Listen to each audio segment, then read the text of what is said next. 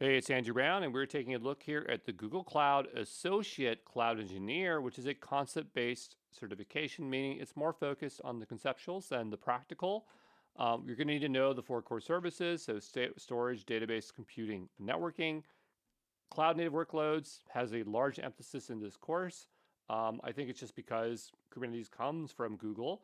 Google has a very good offering for running Kubernetes workloads through GKE, and so they want you to know it. We have automation, configuration, patching, securing workloads, so everything that you'd expect from DevOps. Governance, security, identity, observability. I wouldn't say it's security heavy, but you need to know the general best practices for security. And so, that is good there. Google does not have course codes, but often this course is called the GCP ACE. So if you hear Google ACE or GCP ACE, they're talking about the certification. I would not say this certification is hard, but I would just say that it requires a significant amount of study time because you are basically setting yourself up with all the fundamentals that you're going to need to do all of the other certifications. And this is a core path. You really cannot skip this certification. But a lot of folks kind of do in the sense that they do study for the ACE, but they end up going for the Pro. As some folks don't care about getting the ACE, they want to get the Pro certification. But we'll talk about that as we work through this, okay? So who's the certification for? Well, if you are going to be working in Google, so that means, utilizing it as your primary workload, then you absolutely want this certification along with the digital leader. It's must-have certifications. If you enjoy working and working with architectures and trying to understand how multiple services need to work together, you're going to like the certification. Or if you're going for the Pro. So basically 80% of the content that's in the certification is going to be needed for the Pro. The Pro focuses on refining that knowledge through business case studies and going deeper in certain areas. But the bulk of the knowledge that you need is in the certification. That's why I say some folks skip the ACE. I don't think you should. You should sit the exam. But some folks skip the ACE because they have to get their Pro and they know that there's so much overlap and they might score the Pros a bit higher. But I'm going to just tell you right now, you should really make sure you get your associate because it's going to make the Pro certification a lot easier to do. I really don't recommend skipping it. And absolutely, you should get your fundamentals, Cloud Digital Leader prior to the associate because there's just content in there that builds off of into the associate level, into the professional. Do note that there are other I said earlier there's only basically one associate level, and there basically is. It's just this cloud engineer, but they have introduced the Google Workspace Admin, Data Practitioner. Those are kind of like specialized associates. They're not really the core path, but you can do them if you need to. Generative AI is also new, and it's okay.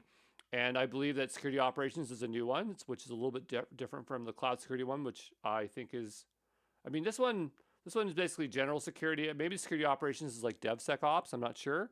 But the point is that they have a lot of professionals. One thing about Google certifications is the professionals aren't as hard as other providers.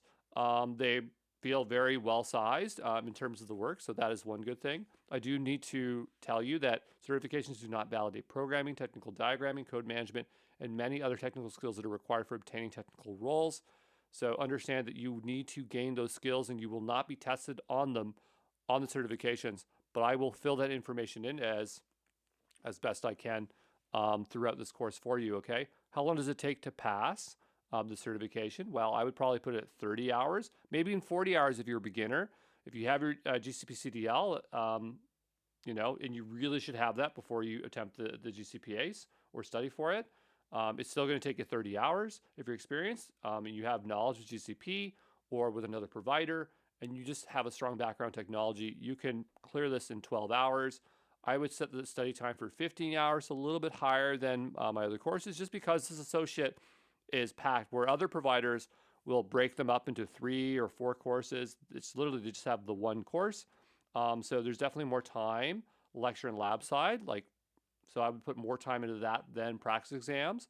But it is recommended that you study 1 to 2 hours a day for 14 days. That's basically the most optimal way to study. So what is it going to take to pass? So you're going to watch the lecture videos. You're going to do the hands-on labs and follow along with your own account. Do the paid online practice exams. And if you sign up at Exam Pro, We do have a full free practice exam, no credit card required to get you started. We're the only provider that does full free practice exams. We're super generous that way. But it is very hard to pass the GCP ACE without practice exams, so make sure that you do acquire them, whether they're with us or with somebody else.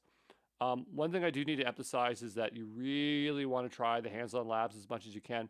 With Google, their documentation is, I would say, very incomplete and out of date. And this makes it very challenging to know what actually works. And throughout this course, I had to stumble through and figure things out. Even though I've used Google before, you just have to stumble through and validate things. So it's extremely important that you do the hands-on, and I gave you a bunch of hands-on in this course. Where do you take the exam? Well, in person or at the convenience of your own home. Most people doing it online these days, and Google uses Criterion. And so Web Assessor is the tool that Criterion uses. So if you see Web Assessor, it's basically Criterion or vice versa.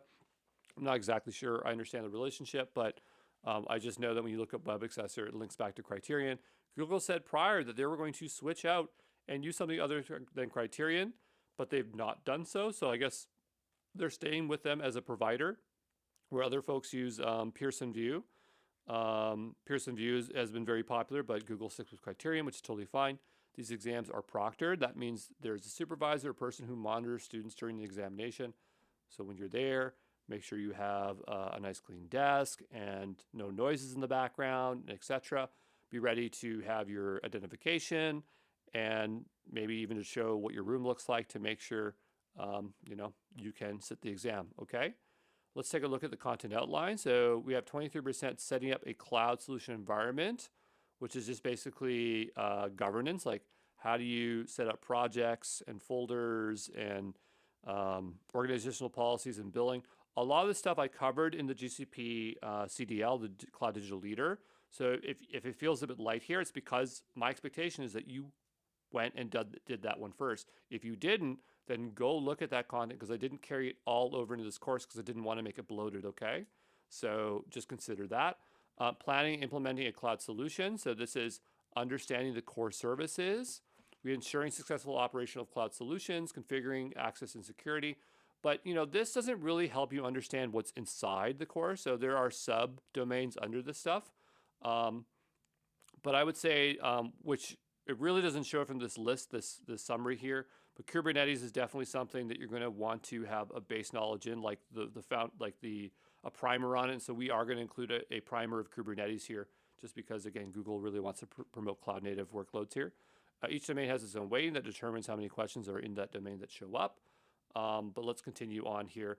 To pass, it's 70%. They don't necessarily say that anywhere in the FAQs, but if you take the exam, it's 70%. We say around because you technically could fail with a 70%, so try to always aim a bit higher. This just has to do with how many questions you get, because there could be an odd number and how they scale and score things. So, make sure that you're aiming for 80% at the very least, but you can get exactly 70% and technically fail. There are 50 to 60 questions. This is what I mean when I say there's a range of questions, but there's 50 to 60 questions. You can get about 18 wrong. There's no penalty for wrong questions. Format of questions, multiple choice, multiple answer. So, pretty straightforward. The duration is 2 hours. You get a lot of time on this exam, considerable amount compared to other ones. And this is why I say it's easy, because you got 2 minutes per question. So, it's not like you're super rushed. So 2 hours is 120 minutes. Your seat time is 150 minutes. Seat time is the time you need to allocate for time to review the instructions, show the online proctor your workspace, read and accept the NDAs, complete the exam, provide feedback at the end. It is stressful checking in, especially for online exams, checking in. So make sure 30 minutes to 45 minutes early, just so that you don't have any problems and you don't, waste your money, okay? This exam guide the exam is valid for 3 years before recertification.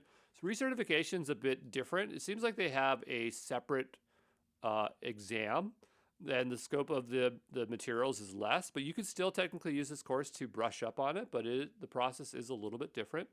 I do want to point out that cloud certifications expect you to already have foundational knowledge and technical skills like programming, scripting, SQL, IT networking, Linux and Windows, project management, developer tools, app dev skills, comp sci algorithms, and more. If you do not have that knowledge and you feel that you're lacking it, check out Free Code Camp, their large catalog.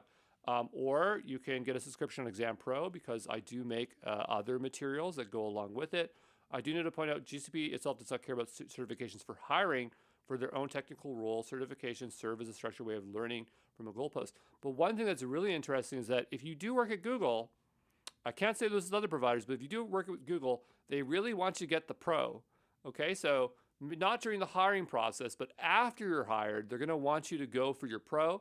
But just consider during the hiring process, they're not going to care if you already have it. Okay. Understand there's about 250 to 500 hours of additional work outside of certifications that you need to have. So that's why my courses are very long, is because I'm always cramming in all these additional things on the side to help you have practical knowledge. But that's our general overview for the GCP, and there you go.